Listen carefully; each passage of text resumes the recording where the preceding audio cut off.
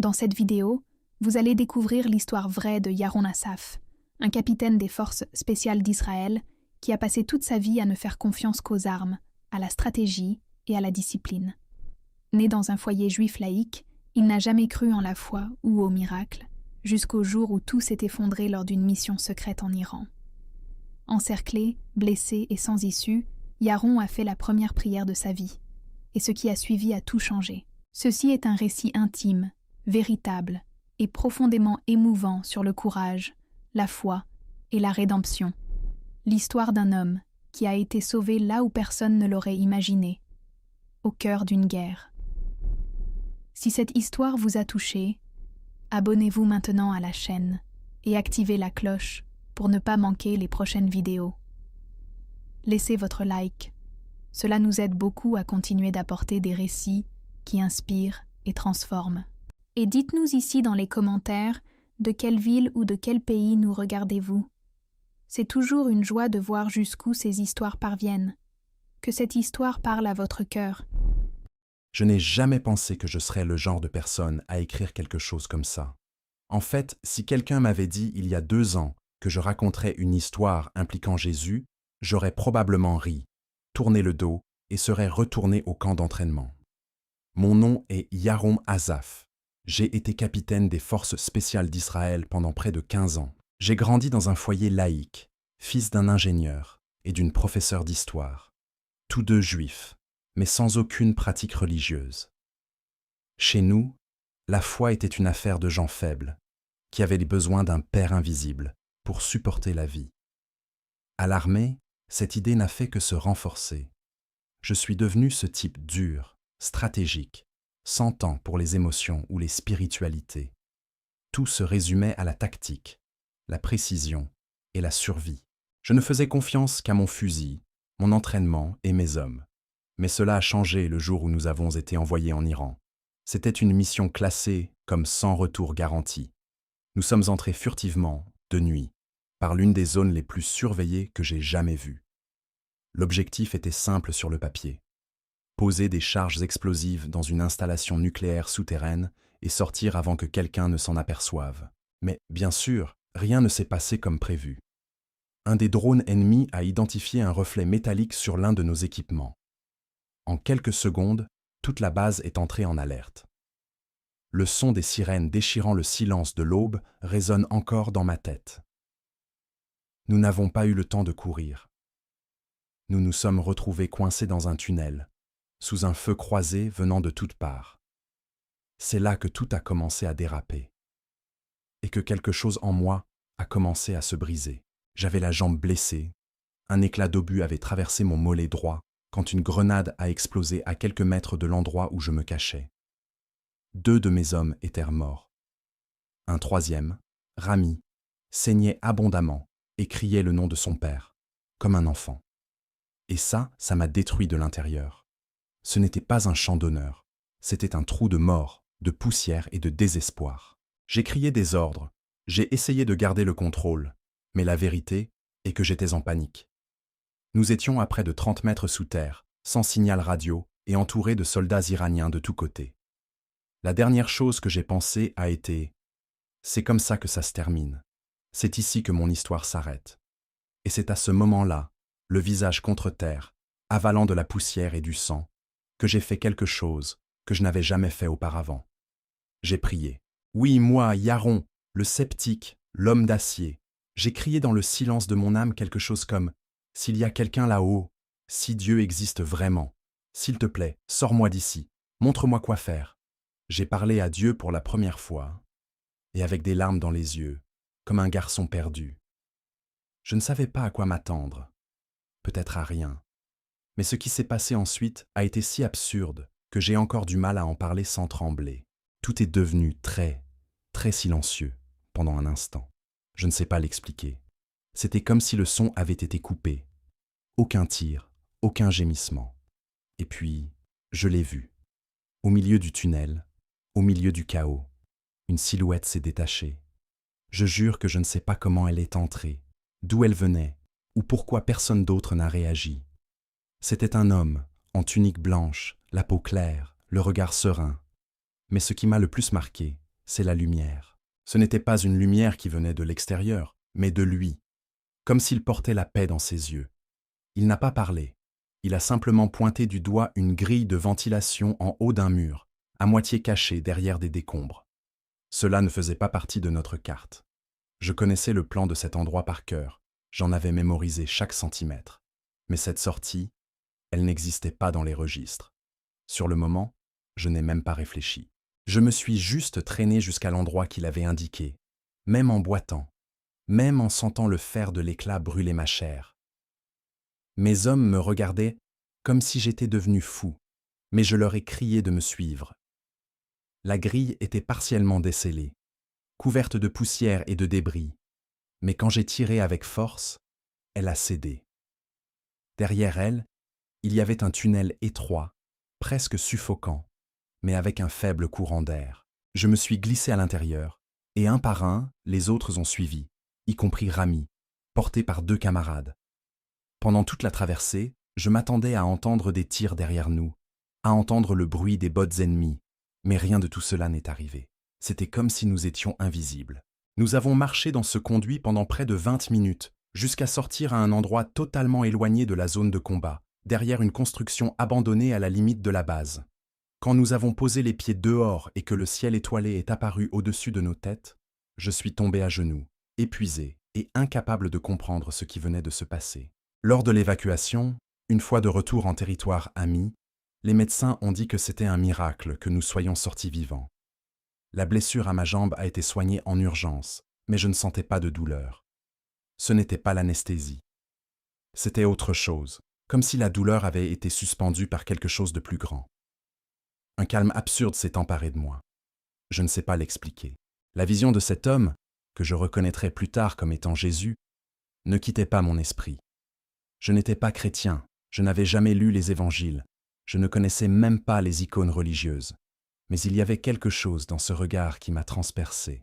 Et même si j'essayais de rationaliser, une partie de moi savait, c'était réel. Et ce n'était pas le délire de quelqu'un qui est en train de mourir. Parce que tous les hommes qui sont sortis avec moi sont passés par le même tunnel. La sortie existait. Et même quand ils sont retournés enquêter, personne n'a retrouvé cette grille. Elle avait disparu. Le retour en Israël a été traité comme une opération victorieuse. Nous avons reçu des médailles, des hommages discrets, même des invitations à des rencontres avec des généraux et des membres du gouvernement. Mais à l'intérieur de moi, quelque chose était brisé. Je voyais mes collègues sourire, trinquer, retourner à leur routine d'entraînement et de simulation, et tout en moi criait « Rien de tout cela n'a plus de sens ». La nuit, couché à côté de ma femme, je me tournais et me retournais dans le lit sans pouvoir dormir. Les images revenaient comme des flashs, non pas des explosions, ni des cris, mais de ce regard calme au milieu du chaos. Jésus. Je n'arrivais pas à prononcer ce nom à voix haute. C'était comme si le prononcer revenait à trahir mon histoire, ma formation, mon identité d'Israélien, de soldat, de Juif. Mais il était là, net, vivant dans ma mémoire, et différent de tout ce que j'avais jamais expérimenté. J'ai commencé à chercher seul, en secret. Je cherchais des vidéos, des témoignages, des récits similaires aux miens. J'utilisais des écouteurs dans la chambre, au milieu de la nuit, en regardant des sites chrétiens que je n'aurais jamais consultés auparavant. Je tapais des termes comme « vision de Jésus à la guerre »,« soldat voit Jésus »,« expérience surnaturelle au combat ». Et plus je lisais, plus je réalisais que je n'étais pas le seul.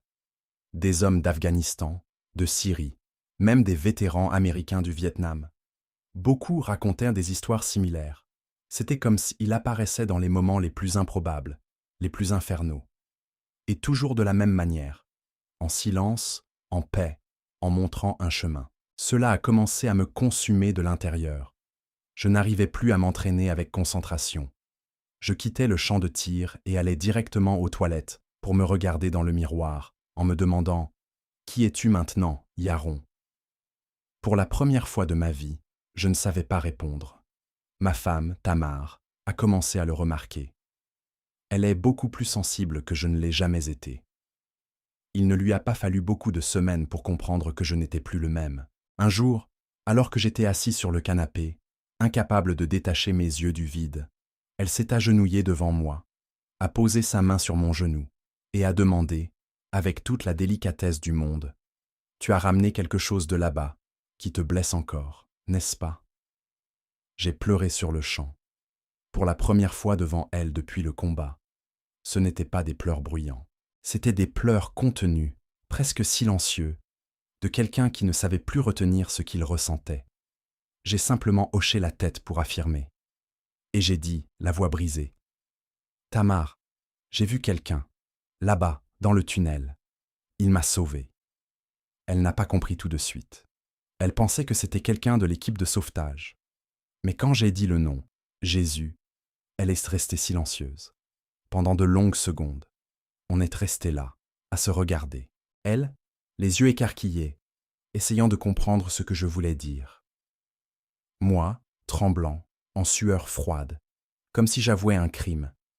Et puis, elle a dit quelque chose que je n'oublierai jamais. Je ne sais pas ce que cela signifie encore. Mais je vois que tu es revenu différent, plus présent, plus humain. Cette nuit-là, j'ai tout raconté. Comment était la vision? Comment il était apparu? Le tunnel, la fuite, le silence, la paix inexplicable. Elle n'a pas ri, elle n'a pas douté, elle m'a seulement écouté. Et c'était tout ce dont j'avais besoin. Les jours suivants, j'ai commencé à m'ouvrir davantage. Avec elle, avec Dieu et avec moi-même. J'ai commencé à lire les évangiles en secret, cachés parmi les livres militaires qui décoraient notre bureau. Chaque phrase de Jésus semblait me parler directement. C'était comme si je rentrais à la maison. Mais une maison que je n'avais jamais connue auparavant. Retourner à la base militaire après ça, c'était comme enfiler une botte qui ne m'allait plus. Tout ce qui avait un sens avant, les instructions, le bruit des armes, les cris des instructeurs, les médailles accrochées, me causait maintenant un vide profond. Je me surprenais à être distrait pendant les simulations, à regarder le ciel sans raison. Mes collègues l'ont remarqué. Certains riaient, disant que j'étais devenu plus mou. D'autres ont commencé à se méfier. L'un d'eux, mon ami depuis des années, m'a pris à part et m'a demandé si j'étais malade. J'ai répondu que oui, mais pas dans mon corps. Il n'a pas compris. Et comment aurais-je pu expliquer? Comment expliquer que l'homme qui a vu Jésus dans l'obscurité d'un tunnel ne peut plus appuyer sur la gâchette avec la même froideur qu'avant? Que la guerre semblait maintenant absurde? Et que le véritable ennemi que je devais vaincre était à l'intérieur de moi? J'ai lutté contre ça. Vraiment. J'ai essayé de reprendre le rythme. J'ai fait des entraînements forcés, je me suis jeté dans des tâches administratives. J'ai même accepté des invitations pour donner des conférences dans des académies de cadets. Mais tout cela n'était qu'une façade. À l'intérieur, j'étais en crise. Je ne voulais plus m'entraîner pour tuer. Je voulais comprendre comment vivre. Et plus j'essayais de m'accrocher à mon ancienne identité, plus elle me glissait entre les doigts. J'ai commencé à penser à demander ma démission. Mais la peur était plus forte. C'était ma carrière, ma réputation, toute mon histoire. Mais un matin ordinaire, je suis entré dans mon casier personnel pour prendre mon uniforme, et j'ai vu ma Bible cachée entre les étagères. Elle était ouverte à Jean, chapitre 14. Je vous laisse la paix, je vous donne ma paix. Cela m'a anéanti. Je me suis assis par terre, seul, l'uniforme encore à la main. Et j'ai compris. Je ne pouvais plus servir de maître. L'heure du choix était venue. Demander ma démobilisation de l'armée a été, sans aucun doute, l'acte le plus difficile de ma vie. Il m'a fallu des jours pour rédiger la lettre. J'écrivais, j'effaçais, je réécrivais. Quand je l'ai finalement remise, le commandant l'a lue en silence, a croisé les bras et m'a regardé avec une expression qui mêlait surprise et mépris. « Vous êtes sûr de vous, capitaine Asaph ?» a-t-il demandé. J'ai simplement hoché la tête. Je n'ai rien pu dire de plus. Les jours suivants, l'ambiance entre les collègues est devenue étrange. Certains m'évitaient, d'autres me regardaient comme si j'étais devenu fou. J'ai perdu des invitations, j'ai perdu la confiance de beaucoup de gens. J'ai perdu mon grade. Mais, pour la première fois depuis des années, je me suis senti libre. non pas libre d'une obligation, mais libre d'être celui que j'étais devenu. Je suis rentré chez moi en transportant une boîte avec mes quelques effets militaires. J'ai tout mis dans une armoire et je l'ai fermée. Je n'ai pas regardé en arrière. C'est cette même semaine que j'ai commencé à fréquenter, avec Tamar, une petite congrégation de juifs messianiques dans un quartier éloigné de Jérusalem. Ce n'était pas une église traditionnelle. C'était simple, accueillant, sans grande cérémonie. Mais là, parmi des gens qui avaient aussi eu leurs propres rencontres avec Yeshua, j'ai trouvé quelque chose que je n'avais jamais ressenti nulle part ailleurs, la vérité. Personne là-bas ne voulait me convaincre de quoi que ce soit. Ils racontaient simplement leurs histoires, chantaient, priaient et écoutaient. Je m'asseyais au fond les premières fois, silencieux. Mais un jour, le responsable du groupe, un homme âgé à la voix douce et au sourire constant, m'a appelé pour discuter. Il ne m'a pas demandé ce que j'avais fait à la guerre, ni ce que j'avais vu. Il a seulement dit « Tu es arrivé ici parce que tu as été appelé, et personne ne sort indemne d'un tel appel. » J'ai pleuré à nouveau, pour la 3e fois en quelques mois. C'était comme si Dieu me disait « Maintenant, tu peux te reposer. » Avec le temps, j'ai réappris à vivre. Cela peut paraître étrange à dire, mais je ne savais pas ce que c'était que de vivre en dehors de la logique du combat. Je me réveillais à l'heure, je m'habillais comme si j'allais à la base, mais au lieu de porter des armes, j'ai commencé à aider Tamar avec les petites choses de la maison. J'ai commencé à emmener notre plus jeune fille à l'école, ce que je n'avais jamais fait auparavant. M'asseoir à table avec ma famille, sans regarder ma montre, sans planifier le prochain entraînement, c'était une nouveauté. Au début, tout semblait déplacé, mais peu à peu, ce chaos quotidien est devenu l'endroit où je trouvais le plus de sens. Je riais plus, j'écoutais plus, et surtout, je me permettais d'être faible, non pas dans le sens négatif, mais dans le sens le plus honnête du mot. J'étais quelqu'un qui avait besoin de Dieu tous les jours, et l'admettre ne me diminuait pas. Cela me libérait. C'est au cours de ce processus de reconstruction silencieuse qu'est né en moi un désir que je n'aurais jamais imaginé auparavant, celui de parler, de raconter ce qui s'était passé. Non pas comme un sermon, non pas comme un prédicateur, mais comme quelqu'un qui avait besoin de partager le poids et le soulagement d'une expérience qui a tout changé. J'ai commencé par des rencontres discrètes. Un café avec un ancien compagnon de mission par-ci, une conversation avec un vétéran par-là. Et j'ai été surpris par le nombre de soldats brisés de l'intérieur. Des hommes qui semblaient forts de l'extérieur, mais qui portèrent des traumatismes, des cauchemars, de la colère, des addictions. Certains ont écouté mon récit avec scepticisme, d'autres ont pleuré. Mais le plus important, c'est que j'ai senti que ma douleur n'avait pas été vaine. Jésus ne m'a pas sauvé juste pour me sortir de ce tunnel. Il m'a sorti de la guerre intérieure, celle que personne ne voyait. C'est là qu'est née l'idée de former un groupe, un espace sûr pour les vétérans, sans uniforme, sans jugement, sans masque. Juste des hommes et leurs blessures. Au début, nous étions 4. Moi, Rami, le même qui a failli mourir avec moi dans cette mission, et 2 collègues qui luttaient contre le stress post-traumatique depuis des années. On se réunissait chaque semaine dans un sous-sol prêté par une synagogue désaffectée. On apportait du café, des chaises pliantes et, surtout, des oreilles attentives. Je n'ai jamais imposé ma foi à personne. Mais quand on me demandait comment j'avais réussi à changer, je racontais. Je racontais tout. La vision, la paix, la voix que je n'ai jamais entendue avec mes oreilles, mais que j'ai sentie dans mon âme. La présence. Parfois, quelqu'un partait au milieu de la rencontre. Parfois, quelqu'un restait en silence tout le temps. Mais je savais, cette graine était en train d'être plantée. Avec le temps, le groupe a grandi. Des soldats plus jeunes sont venus, d'autres plus âgés, certains en lambeaux émotionnels, d'autres portant encore la carapace de l'orgueil. Et tous, d'une manière ou d'une autre, y trouvaient un miroir. Beaucoup ne savaient pas ce qu'était la foi. Certains étaient en colère contre Dieu. Mais malgré tout, quelque chose les attirait. Peut-être était-ce le fait que moi, un ancien capitaine décoré, Je m'agenouillais maintenant pour prier. Peut-être était-ce la sincérité avec laquelle je disais « Moi aussi je me suis brisé ». Et là, dans ce simple sous-sol, entouré d'hommes marqués par la guerre, j'ai compris ce que c'était que de servir vraiment. Pas avec des armes, mais avec une présence. Pas avec des ordres, mais avec l'écoute. Jésus m'a sauvé dans un tunnel de béton en Iran, mais le miracle le plus difficile a été de me sauver de moi-même. Et maintenant, je voulais juste être un instrument pour que d'autres puissent aussi être atteints. L'image que j'avais de moi-même a complètement changé. Avant, je me voyais comme un soldat, rigide, fermé, un protecteur.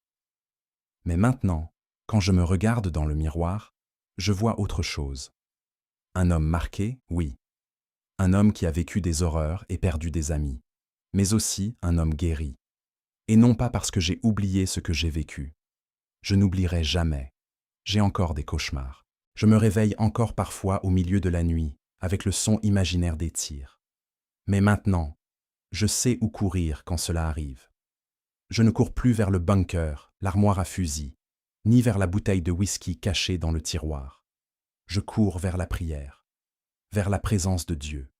Et même si les blessures existent encore, elles ne me commandent plus.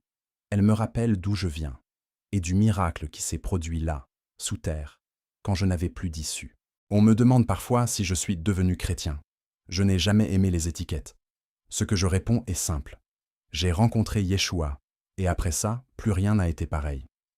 Je n'ai pas de réponse à tout. Je ne sais pas expliquer comment cette sortie est apparue dans le tunnel. Je ne sais pas pourquoi moi seul ai vu cette silhouette.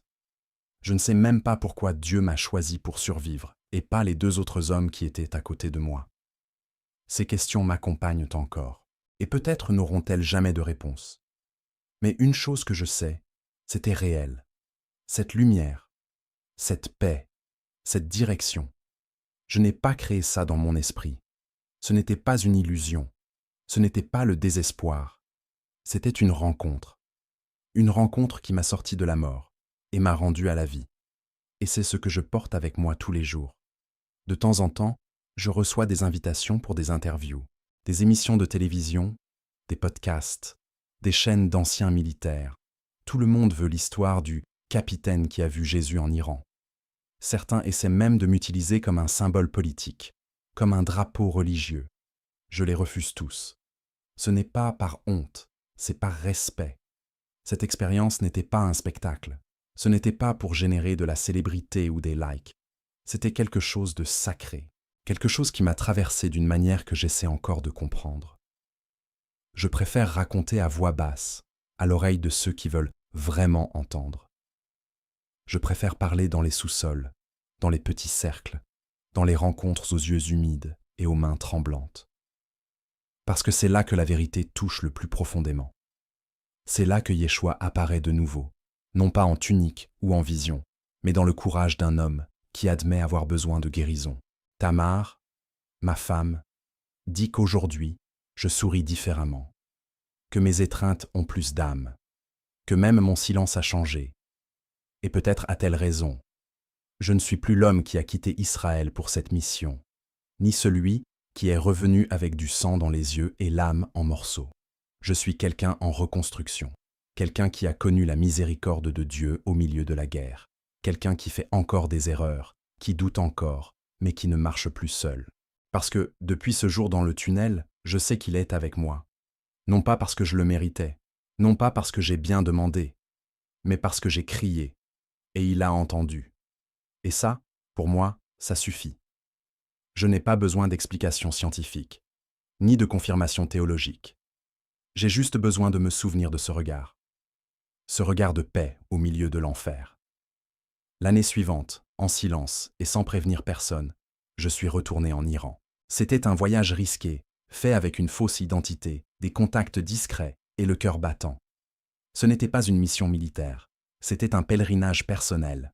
J'avais besoin de voir de mes propres yeux si ce tunnel existait encore, si cette sortie était là. Je suis entré comme touriste. Je me suis mêlé à un groupe d'Européens et, avec l'aide d'un vieux contact, je suis arrivé à la zone désaffectée de l'ancienne installation. Tout était abandonné, fissuré. L'endroit où nous avions posé les explosifs n'était plus que décombres et silence. Mais quand je suis arrivé au point où je me souvenais que la grille était apparue, j'ai eu un frisson. Il n'y avait rien. Aucune ouverture. Aucun indice que quelque chose avait déjà existé là. C'était un mur lisse, solide. Ni trace de décombres, ni marque d'outils. Je suis resté debout pendant des minutes, sans savoir si je devais rire ou pleurer. Cette sortie avait disparu. Je me suis assis par terre, adossé à ce mur, et j'ai fermé les yeux. Des larmes ont coulé, sans que j'essaie de les retenir. Ce n'était pas de la tristesse. C'était quelque chose de difficile à décrire.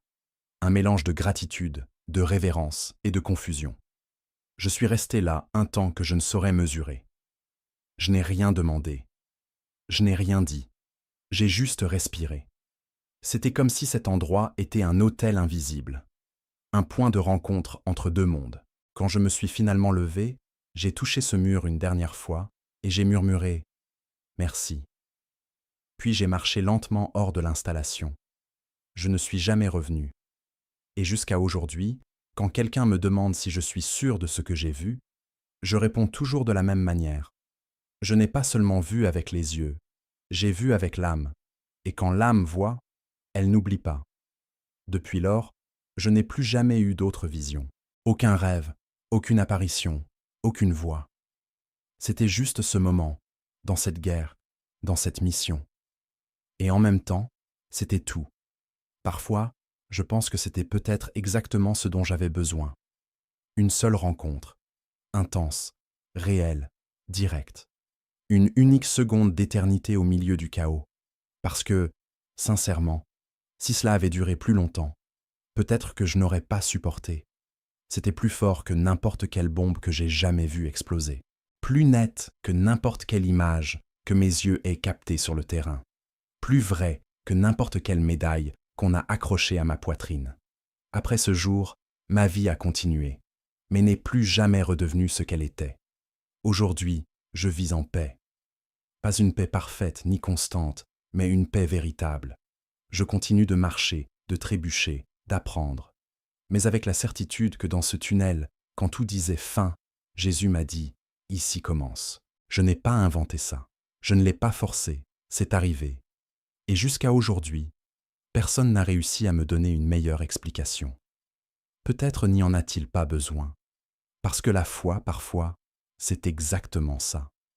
Marchez avec quelque chose que vous avez vu, même si personne d'autre ne l'a vu. Et continuez d'avancer, même quand tout autour vous dit que c'est de la folie. Je n'ai besoin de convaincre personne. Je ne fais que raconter. Et quand je finis de raconter, je fais toujours silence. Parce que c'est comme ça que tout a commencé. Avec un silence au milieu de la guerre et une lumière qui ne s'est plus jamais éteinte. Cette histoire nous montre que, même dans les endroits les plus sombres, comme un tunnel en pleine guerre, la lumière peut apparaître. Yaron n'a pas trouvé Jésus dans une église, ni dans un livre. Il l'a trouvé dans le désespoir, dans le chaos, quand tout semblait perdu. Et à partir de ce moment, sa vie n'a plus jamais été la même. Et vous ? Avez-vous déjà vécu quelque chose que vous ne savez pas expliquer, mais qui vous a profondément marqué ? Racontez-nous ici dans les commentaires. Nous voulons vraiment entendre votre histoire. Si cette vidéo a touché votre cœur, abonnez-vous à la chaîne et activez la cloche. C'est essentiel pour ne manquer aucun des prochains récits transformateurs que nous publions ici. Et si vous voulez aider la chaîne à grandir et à apporter plus d'histoires comme celle-ci au monde, cliquez sur le bouton « Devenir membre ». C'est simple, accessible, et ça fait toute la différence. Maintenant, cliquez sur la vidéo qui apparaît ici à l'écran. Il y a un autre témoignage qui pourrait vous impacter tout autant que celui-ci. Que Dieu vous bénisse. Et on se voit dans la prochaine vidéo. À bientôt.